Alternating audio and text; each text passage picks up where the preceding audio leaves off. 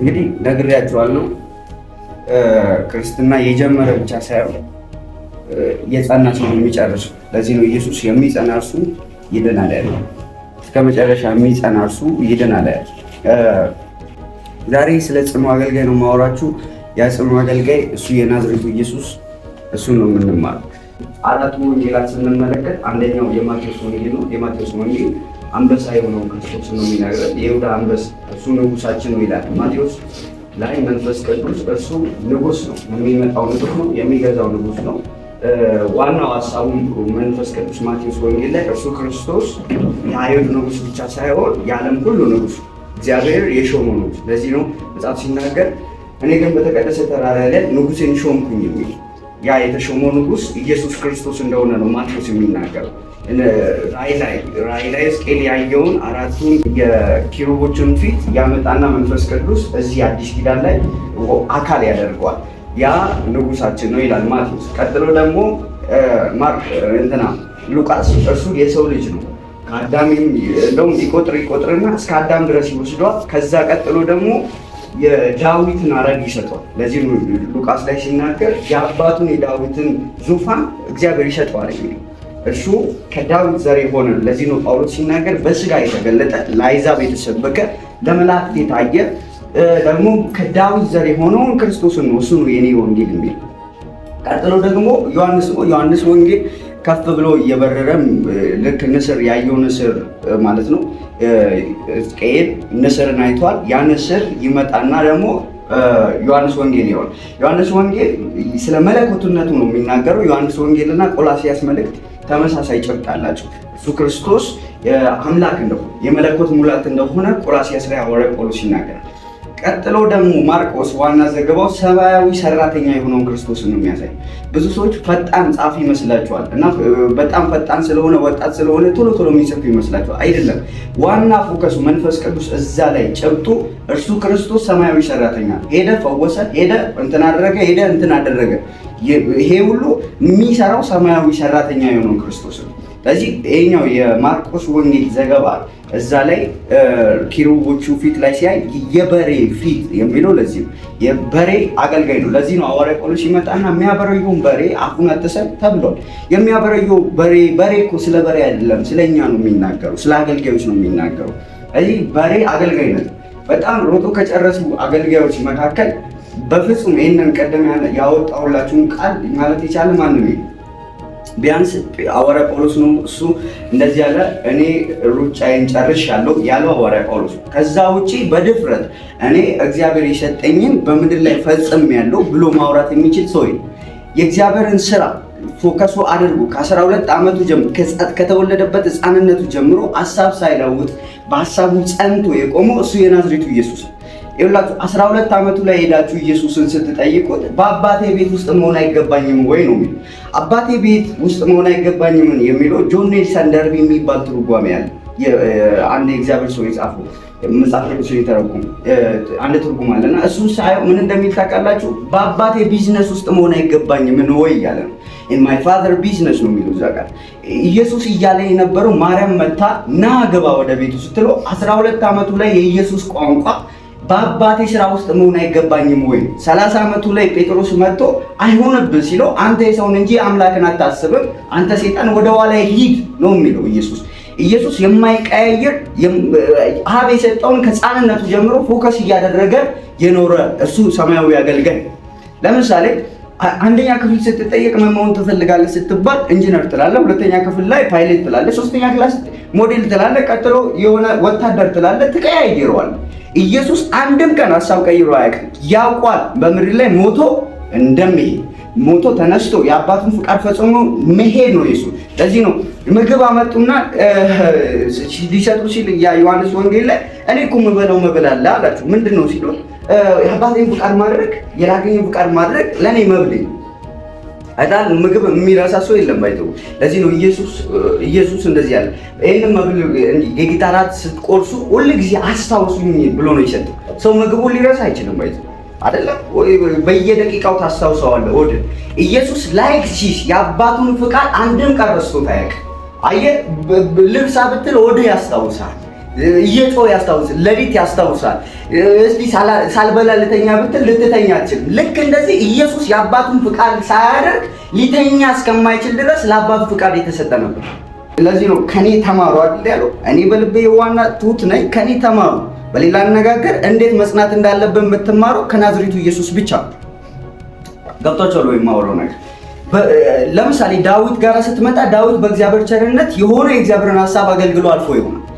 ግን ሳያንገራግር ከተወለደበት ከቤተልሔም ግርጌ ጀምሮ እስከ ቀራንዮው መስቀል ድረስ የአባቱን ፍቃድ ሳያንገራግር ያደረገው እሱ የናዝሬቱ ኢየሱስ ብቻ ነው።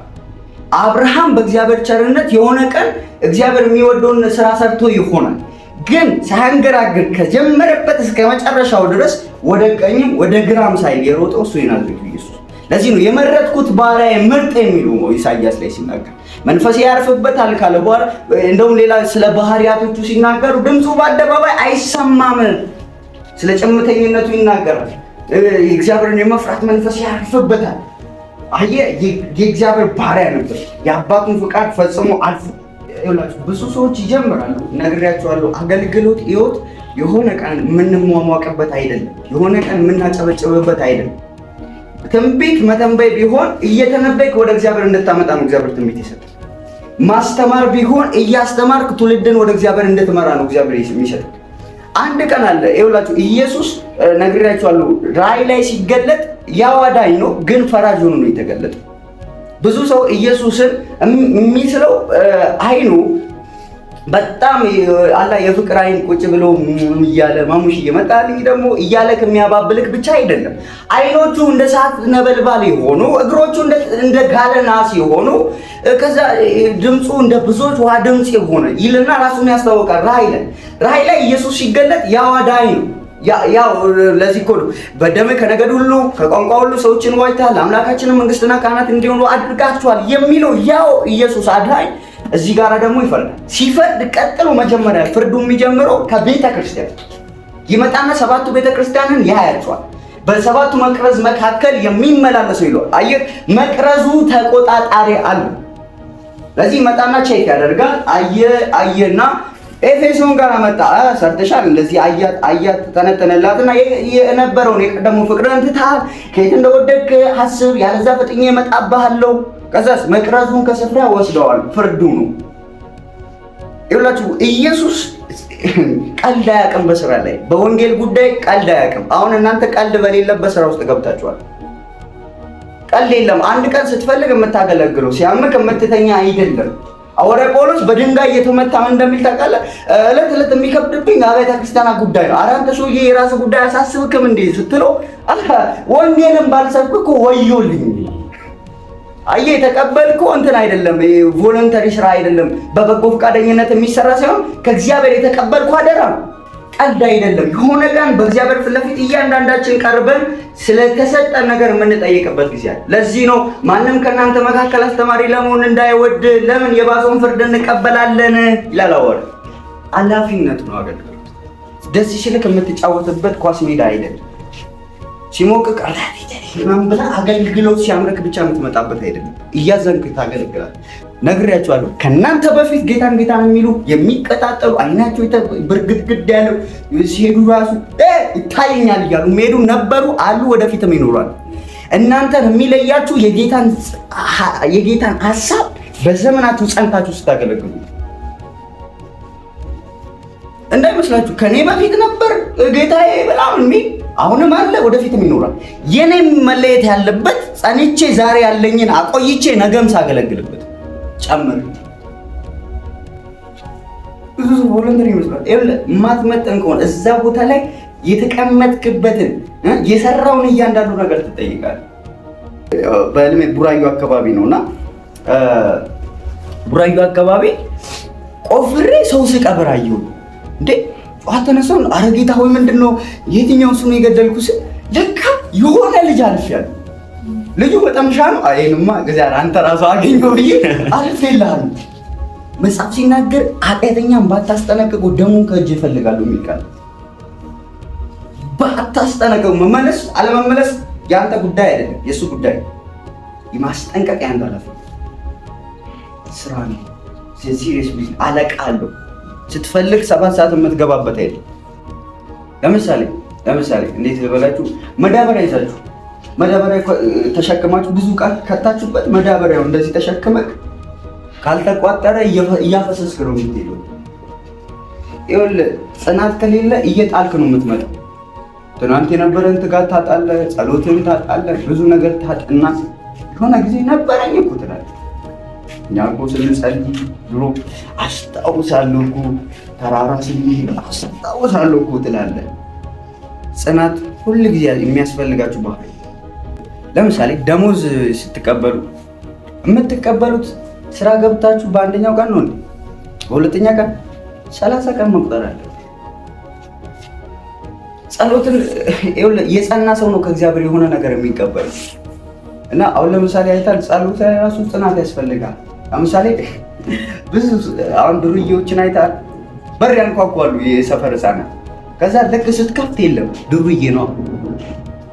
ብዙ ሰው ያንኳኳል ቀባኝ ላከኝ ብሎ መንፈስ ቅዱስ ሊቀባው ሲመጣ ሰውየው የለም።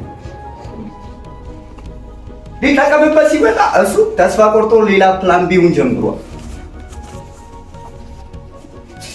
ብዙ ሰው የሆነ ታይም የሆነ ጸሎት ይጀምራል፣ ከዛ ሌላ ጸሎት ይጀምራል። ለዚህ ነው መጽሐፍ ሲናገር በልቡ የሚያወልል ከእግዚአብሔር አንዳች ይቀበል ዘንድ አያስብ፣ እንኳን ሊቀበል እንዳያስብ። እግዚአብሔር ዓለምን ትዞራለህ ብሎ